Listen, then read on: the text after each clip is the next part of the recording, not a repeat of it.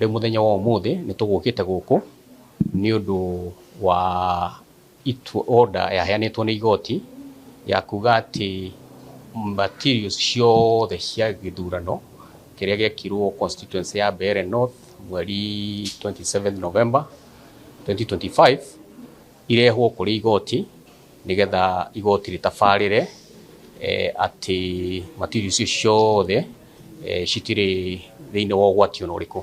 Gĩthurano kĩa by-election kana gĩthurano gĩa parliamentary kĩngĩgĩa na petition no nginya ĩiguo na ĩtuo within mĩeri 6.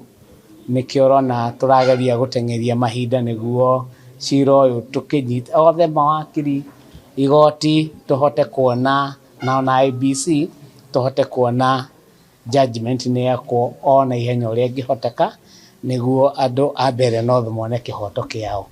It is a session where the Honorable Judge feels everything has to be laid out in the open so as to promote public interest in our institutions.